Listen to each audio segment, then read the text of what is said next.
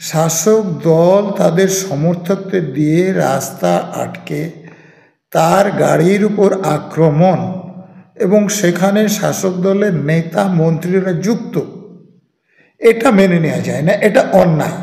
এবং যে মন্ত্রী যে নেতারা এই কাজ করছেন তাদের গ্রেপ্তার করে তাদের বিরুদ্ধে আইনানুগ ব্যবস্থা নেওয়া উচিত।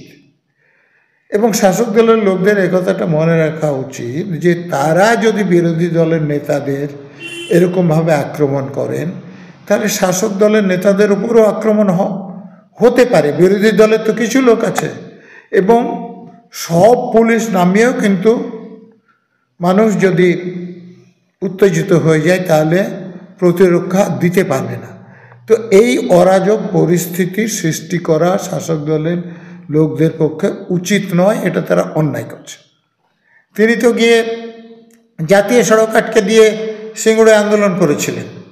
তিনি তো বিধানসভায় এসে, তিনি এমএলএ নন, তাও বিধানসভায় এসে ভাঙচুর করেছিলেন। কিন্তু এখন কেউ আন্দোলন করতে গেলে, যেমন কেউ যদি নবান্ন অভিযান করতে চায় তো কোথায় কোন বাসিন্দাদের অসুবিধা হবে, কোথায় গাড়ি ঘোড়ার অসুবিধা বলে তো সেগুলো আটকে দেন। অর্থাৎ তিনি যা করবেন সেটা আইনসঙ্গত ঠিক, তার বিরোধী পক্ষের লোকেরা যা করবেন সেটা অন্যায়, সেটা বন্ধ করতে হবে। তো মুখ্যমন্ত্রীর উপর আক্রমণের কথা বলছেন, আক্রমণের কোনো দরকার নাই। একটা কথা বললেই তার বিরুদ্ধে ব্যবস্থা হয়ে যাচ্ছে, এবং তাই না পুলিশের লোকেরা তখন তাকে ছেড়ে দিল, কিন্তু দুদিন পরে তাকে ধরে আবার কোর্টে পাঠালো। তারপরে পুলিশের লোকেরা তাকে জিজ্ঞাসাবাদ করে সন্তুষ্ট যে ছেড়ে দিয়েছে, তাতে পুলিশ মন্ত্রী সন্তুষ্ট না। পুলিশ মন্ত্রীর চাপে পুলিশের লোকদের তাকে আবার ধরতে হলো, হাজতে পাঠাতে হলো। এই হচ্ছে আমাদের পুলিশ মন্ত্রী। গণতান্ত্রিক দেশে শাসক দলের লোকেদের যেমন মিটিং মিছিল করার অধিকার আছে, বিরোধী দলের লোকদেরও সে অধিকার আছে। এবং পুলিশের উচিত নিরপেক্ষভাবে কাজ করা, শাসক দলের পক্ষেও না বিরোধী পক্ষেও না। কিন্তু দুর্ভাগ্যের বিষয়, আমাদের রাজ্যের পুলিশ শাসক দলের হয়ে কাজ করে। বিরোধী দলের লোকেরা যখন মিটিং মিছিল করতে চায় তখন তাদেরকে তো অনুমতিই দেওয়া হয় না। আদালতে গিয়ে অনুমতি নিলে তাদের নিরাপত্তার জন্য যতটুকু ব্যবস্থা সেটুকু করা হয় না।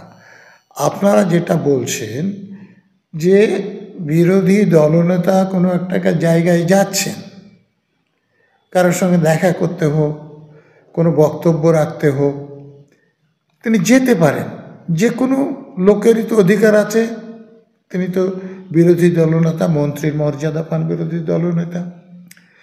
তো তাকে শাসক দল তাদের সমর্থকদের দিয়ে রাস্তা আটকে তার গাড়ির উপর আক্রমণ এবং সেখানে শাসক দলের নেতা মন্ত্রীরা যুক্ত, এটা মেনে নেওয়া যায় না, এটা অন্যায়।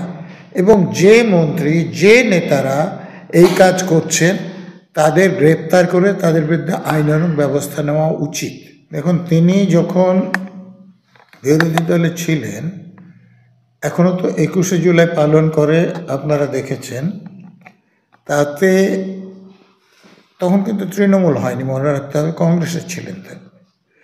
তাতে আপনি যদি রিপোর্ট দেখেন, মানে তারা ক্ষমতায় আসার পর যে মনীষ গুপ্তকে তারা এমএলএ করে মন্ত্রী করেছিলেন, এখনও বোধহয় তাদের দলের এমপি আছেন, নেতা, তিনি হোম সেক্রেটারি হিসেবে হাইকোর্টে যে রিপোর্ট দিয়েছিলেন সেখানে বলা আছে যে 3টে বাসে আগুন লাগানো হয়েছিল, 15টা গাড়ি ভাঙচুর করা হয়েছিল এবং 215 জন পুলিশ অফিসার, তার মধ্যে অ্যাডিশনাল কমিশনার ছিল, জয়েন্ট কমিশনার ছিল, ডেপুটি কমিশনার ছিল, তাদেরকে আহত করা হয়েছিল। এবং অনেক আন্দোলনকারী মদ্যপ অবস্থায় ছিলেন, তারা ব্যারিকেডের পর ব্যারিকেড ভেঙে তখন মহাকারণের দিকে এগোচ্ছিলেন, ফলে তখন গুলি চালানো হয়েছিল। তো তিনি যখন বিরোধী নেত্রী ছিলেন তখন তো এসব আন্দোলন করতেন। পুলিশ ঘুমিয়ে থাকার দরকার নাই। প্রথমত হয়তো পর্যাপ্ত পুলিশ দেয়া হয়নি, আর পর্যাপ্ত পুলিশ দেওয়া হলেও তাদেরকে নিষ্ক্রিয় থাকার জন্য নির্দেশ দেওয়া হয়েছিল পুলিশ মন্ত্রী তো মমতা ব্যানার্জি। আপনারা মুর্শিদাবাদের ঘটনায় তো দেখেছেন, পুলিশকে নিষ্ক্রিয় করে রেখে নিজের দলের লোকদের নিয়ে সম্পত্তি নষ্ট করার জাতীয় সড়ক অবরোধ করা এবং হত্যা করা হয়েছিল। পরবর্তীকালে অনেক লোককে গ্রেপ্তার করা হয়েছে, কিন্তু তখন পুলিশ কিন্তু সেগুলোতে যারা সম্পত্তি নষ্ট করছিল, বাড়ি ভাঙচুর করছিল এবং এমনকি মানুষকে হত্যা করেছিল, পুলিশ তাদেরকে বাধা দেয়নি। বাধা দেওয়ার জন্য তারা সেখানে ছিলই না, কারণ পুলিশকে আগে থেকেই নিষ্ক্রিয় করে রাখা হয়েছিল। তো এখানেও বিরোধী দলের নেতার বিরুদ্ধে যাতে শাসক দলের নেতারা অত্যাচার করতে পারে, তার গাড়ি ভাঙচুর করতে পারে, তাকেও আঘাত করতে পারে, পুলিশকে এটা বলে রাখা হয়েছে। বলছি, মুখ্যমন্ত্রী কি তাহলে কোথাও ভয় পেয়েছে? সেই কারণবশতই কি তিনি এই ধরনের আচরণ করছে, বা এই ধরনের আচরণ কার্যত পুলিশকে দলদাসে পরিণত করছে? ভয় পাওয়ার তো যথেষ্ট কারণ আছে। নিয়োগ দুর্নীতিতে যে দুর্নাম হয়েছে আপনারা জানেন, আর.জি. কর কাণ্ডে যে দুর্নাম হয়েছে আপনারা জানেন, এই যে সাউথ ক্যালকাটা ল কলেজে যে দুর্নাম হয়েছে তা জানেন। সেই জন্য তিনি জানেন যে সুষ্ঠু এবং অবাধ ভোট হলে তিনি জিতবেন না, সেই জন্যে তিনি ভোট রিগিং করে জিততে চান।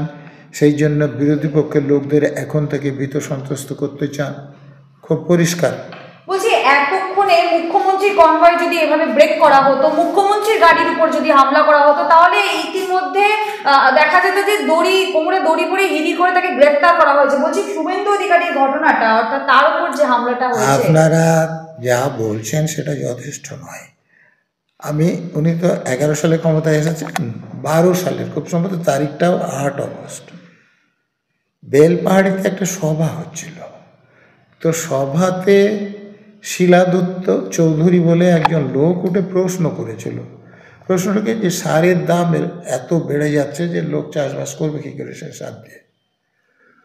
উনি তাকে আগে থেকে চিনতেন না, উনার মিটিংয়েই এসেছেন। উনি সঙ্গে সঙ্গে বলে দিলেন যে ও মাওবাদী, অ্যারেস্ট। পুলিশের লোকেরা গিয়ে তাকে অ্যারেস্ট করলো। অ্যারেস্ট করে জিজ্ঞেস করলো যে তুমি কেন এখানে এসেছো, তুমি কি মাওবাদী? তো বললো না, আমি তো তৃণমূল, গত বছর তৃণমূলকেই ভোট দিয়েছি, এখন তো তৃণমূলের সভা করতেই গিয়েছি। পুলিশ তাকে ছেড়ে। বলছি, সারের দাম জিজ্ঞাসা করলে তাকে গ্রেফতার করা হয়ে যাচ্ছে, এদিকে গোটা একটা বিরোধী দলনেতার গাড়ি ভাঙচুর করে হয়ে গেল। এখনো এইটা বলছি যে আপনারা তো মুখ্যমন্ত্রীর উপর আক্রমণের কথা বলছেন। আক্রমণের কোনো দরকার নাই, একটা কথা বললেই তার বিরুদ্ধে ব্যবস্থা হয়ে যাচ্ছে। তাই না, পুলিশের লোকেরা তখন তাকে ছেড়ে দিল, কিন্তু 2 দিন পরে তাকে ধরে আবার কোর্টে পাঠালো। তারপরে পুলিশের লোকেরা তাকে জিজ্ঞাসাবাদ করে সন্তুষ্ট যে ছেড়ে দিয়েছে, তাতে পুলিশ মন্ত্রী সন্তুষ্ট না। পুলিশ মন্ত্রীর চাপে পুলিশের লোকদের তাকে আবার ধরতে হলো, হাজতে পাঠাতে হলো। এই হচ্ছে আমাদের পুলিশ মন্ত্রী। আপনাদের মনে নেই মুখ্যমন্ত্রী হওয়ার পরপরই যে তার দলের লোকজন ধরা পড়েছে, থানায় চলে গেলেন। আরে মুখ্যমন্ত্রী যিনি পুলিশ মন্ত্রী, কোনো আসামিকে যদি সত্যি অন্যায়ভাবে গ্রেপ্তার করেছে, ছাড়ানোর দরকার থাকে তো হোম সেক্রেটারিকে, ডিজিকে, সিপিকে বা অন্য কোনো অফিসারকে একটা ফোন করলেই তো যথেষ্ট। কিন্তু থানায় যেতে হবে, কারণ আসলে উনি যে আগে যেরকম করতেন, যে কোনো পুলিশ অফিসার মুখে কালি মাখিয়ে দিলেন, কোনো ওসির চেয়ারে গিয়ে বসে গেলেন, উনি তো এখনও সেগুলো করে চলেন। বলছি, শুধুমাত্র তাই নয়, জাতীয় সড়ক শুদ্ধিকরণ করা হচ্ছে, অর্থাৎ গোবর জল দিয়ে ঝেঁটিয়ে পরিষ্কার করা হচ্ছে। শুভেন্দু অধিকারী যখন চলে যাচ্ছেন তখন সেটা করা হচ্ছে। এগুলো কি ধরনের মানে কি বলবো আচরণ তৃণমূলের কার্যত আমরা না, এগুলো তো পরিষ্কার বোঝা যায় যে ঘৃণা, একটা সমর্থকদের মধ্যে ঘৃণার সৃষ্টি করা হচ্ছে, যাতে করে তারা এই বিরোধীদের ওপর যে কোনো ধরনের ভিন্ন আক্রমণ করতে তৈরি থাকে। এটা ঘৃণার সৃষ্টি করা। আজ যে ঘটনাটা ঘটলো, এই যে এত বড় একটা হামলা চালানো হলো, তার পক্ষে বা তার জন্য কি সত্যি সত্যি এই যারা রয়েছে পুলিশের একাধিক আধিকারিক, বিনীত গোয়েল থেকে শুরু করে, এরা সত্যিই কি কোনো স্টেপ নেবে? সত্যিই কি নিরপেক্ষ থাকবে? সত্যিই কি একটা সক্রিয় ভূমিকা পালন করবে? না, আপনি যার নাম করলেন তিনি সেখানে কোনো দায়িত্ব আছেন বলে আমি জানি না, কারণ রাজ্য পুলিশের ডিজি এখন অন্য, এবং ওখানে কেউ একজন এসপি থাকবেন, থানার ওসি থাকবেন। অ্যাকচুয়ালি তারা তো পুলিশ মন্ত্রীর কথাই কাজ করছে, তো তাদের বিরুদ্ধে পুলিশ মন্ত্রী কী করে অ্যাকশন নেবেন? নিতে পারবেন না, নেওয়া হবে না, নেওয়া উচিত।